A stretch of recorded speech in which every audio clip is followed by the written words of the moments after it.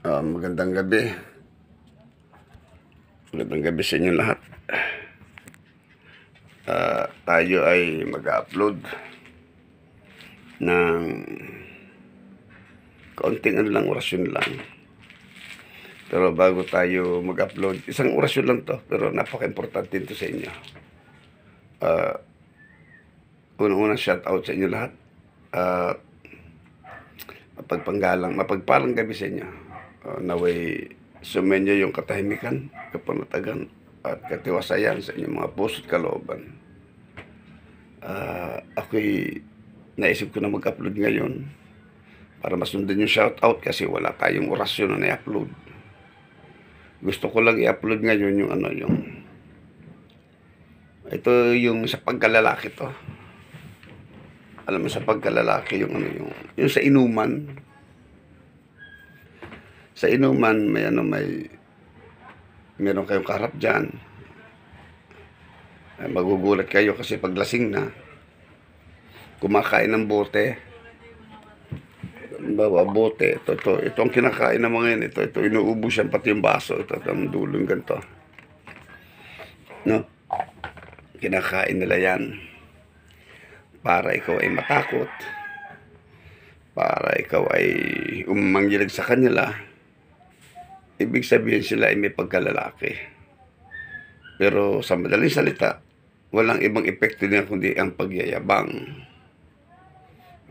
pagpapasikat. Yan yung mga taong kumakain ng bote. Ako naman, sa awa ng Diyos, may kilala ko niyan. Pag ako karap, hindi makakain ng bote. Sabi ko sa bago mo gawin niya, magsisika. Siguraduhin mo.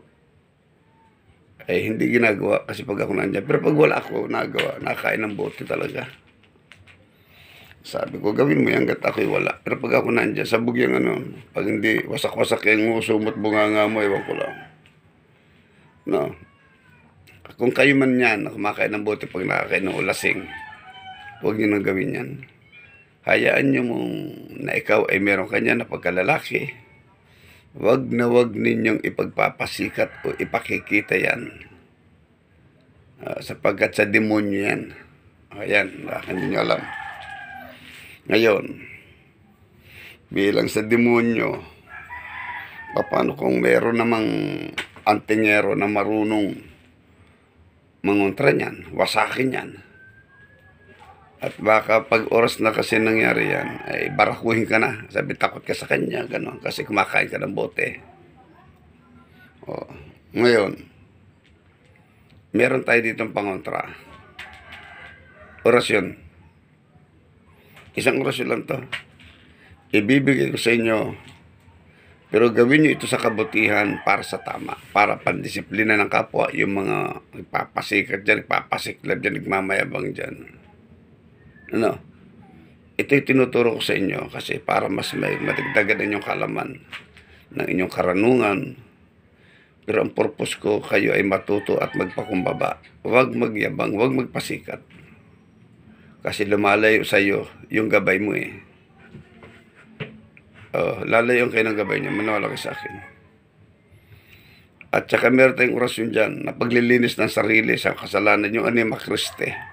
Ito napaka-importante. Kaya kada Biyernes, ako'y nagbabasa ako niya ng mga orasyon para kada Biyernes malinis ang mga kasalanan nagawa sa loob ng isang linggo. So, ito na ibibigay ko sa inyong orasyon sana huwag niyong sabihin na kayo ay may pangontra sa kumakain ng bubog bote. No. Maging tahimik lang kayo. Gawin nyo nito kung hindi siya natigil para madisiplina nyo siya, para tumigil siya yung kaibangan niya. No? Ito sa atin tayo ang gagawa ng mga bagay na kasi sa demonyo nga yan galit ako niya mga ganyan Kaya pag ako nakakita ng ganyan, talagang dinidisiplina ko yan. Totalang kaalaman mo sa demonyo So gusto nyo makita ang orasyon? Ito ang mga orasyon. Tuturo ko sa inyo.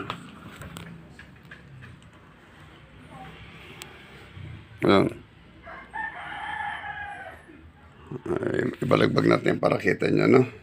Ayan na. Ayan na. Tigal po sa taong ba't malabo? Ayan na. Ayan. Tigal po sa taong ngunguya ng bote. Ito yung pangwasak na bunganga. Enopax, aksa, apaksa, sabikab, apsaks, sirakab. Ito pa, malutong.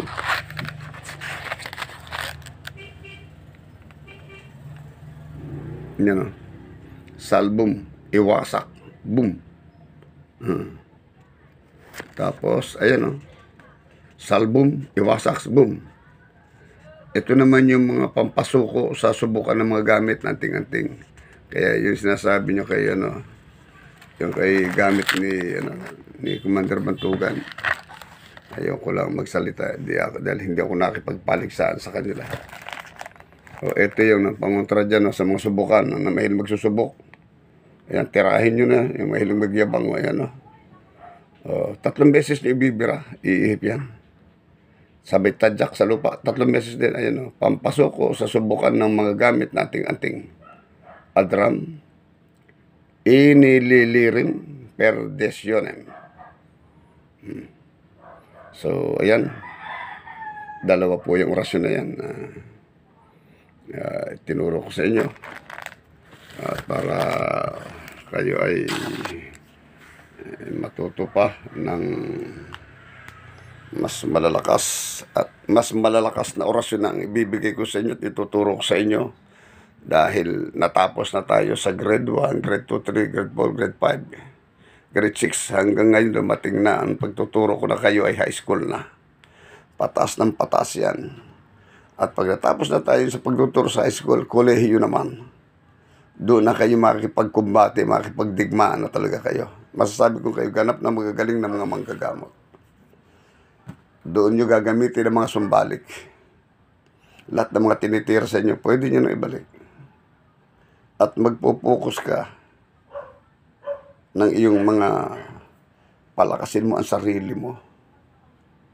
Na subukan mo yung nakaupo ka. Alam yung yoga, yung nakatupi ang 2 paa. Tapos nakadalawa, yung kamay nakabuka sa 2 hita. Tapos nakataas ka diretso body, pero nakabuka na. Tapos i-focus mo ang sarili mo doon. Palakasin mo ang diwa mo. Focus ka sa iyong konsentrasyon na ang isip mo nandun sa noo. Yun. Sa loob ng 1 buwan, pag nagawa mo yan, napakalakas. Kaya mo na magpagalaw ng mga bagay. Iyon ang tinatawag natin telepathy. Tapos may orasyon. Mas matindi. Kaya mong pagalawin ang lahat ng bagay. So, yun na lang muna. Tayo kung ano man tuturo ko pa ngayon. So, yun na lang muna tayo at mga mapagpalang gabi sa inyong lahat. At para lang masundan yung ating, ito nga pala yung ininom kong tubig. Ayan na may mga babad-babad. So, yun na lamang at magandang gabi sa inyo lahat. Shout out sa inyo lahat na aking mga viewers. Yung masugid nating mga subscriber. Salamat. At yung hindi pa nakapag-subscribe, mag-subscribe na ka. Marami tayong viewers pero kakunti ang subscriber natin. At asahan ninyo na lagi ko isa-shout out lahat na nagko-comment dahil babasok naman ang comment ninyo sa akin. Yun lang at maraming salamat at magandang gabi sa inyo lahat.